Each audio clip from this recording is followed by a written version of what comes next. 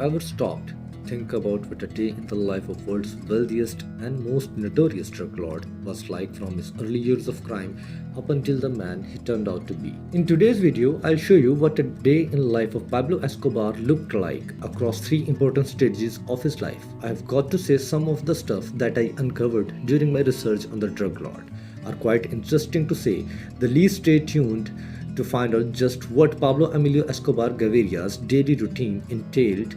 Pablo's daily routine in the beginning. Pablo Escobar was born on December 1st, 1949 in Rio Negro to his father Abel Escobar and his mother Hermilda Gaviria. After the birth of Pablo Escobar, their parents moved to Medellin, where the youngsters lived out his childhood years contrary to the popular notion that Pablo was illiterate. The criminal mastermind has a matter of fact gotten admitted into a university in Medellin. However, he left the university without graduating and decided to turn his focus to criminal activities. Many believed that Pablo's decision to turn to crime was based mainly on his desire for a better life, and that makes sense because although he died as a rich man, Pablo had very humble beginnings. Growing up with his father and worked on a farm, while his mother was a teacher in an elementary school. Taking his background into consideration, it shouldn't come as a surprise that Pablo started carrying out criminal activities. Early crimes included stealing gravestones and selling them to smugglers in the area, along with Oscar Benels, Aguirre Pablo's friend. Pablo became an expert in crime as he began to discover the ins and outs of a lot of criminal activities. A little later down to the line, they both got into fraud and began selling counterfeit cigarettes, lottery tickets, school diplomas, and even stole cars, seeing how Pablo had not earned his spot in the public eye.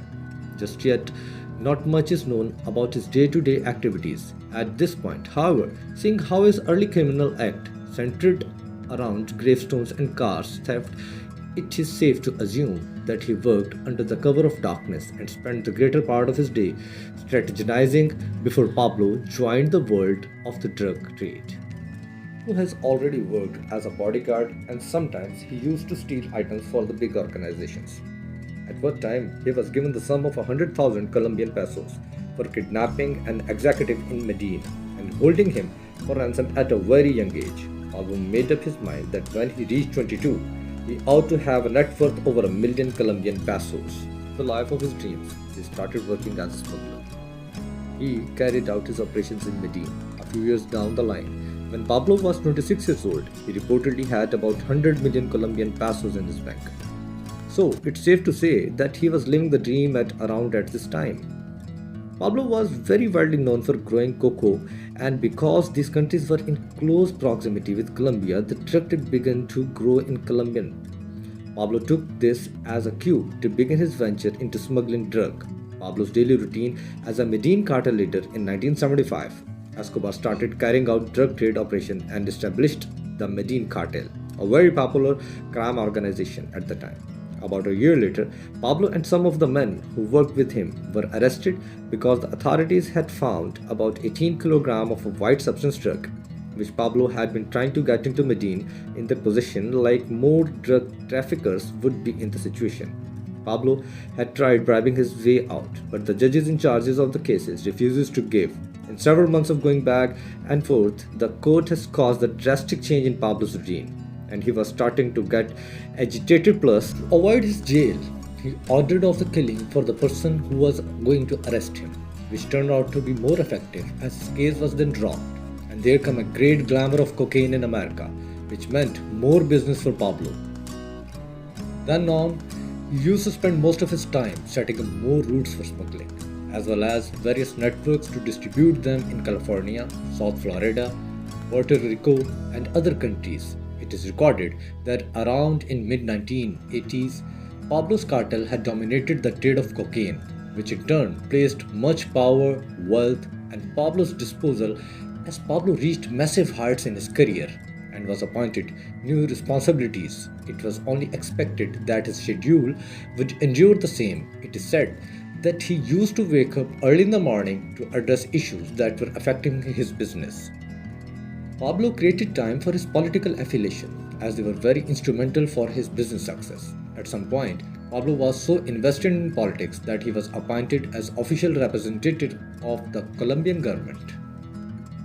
At the peak of his career, Pablo had gained massive popularity. He had also met and married his wife, Maria, in March 1976, and the relationship was waxing stronger. They both gave birth to two children, John Pablo, who now goes by Sebastian Marroquin, and Manuela Escobar. Into his daily schedule, it was recorded that he was quite good at ensuring that his children were adequately taken care of, and sometimes spent the little time he could with them. In addition, Pablo reportedly built a property solely for his children, where they could entertain themselves. Escobar took out time to visit the vacation houses he had, and sometimes he took his children along. Pablo was reported worth about $25 billion, and so you could guess that his property was just as lavish.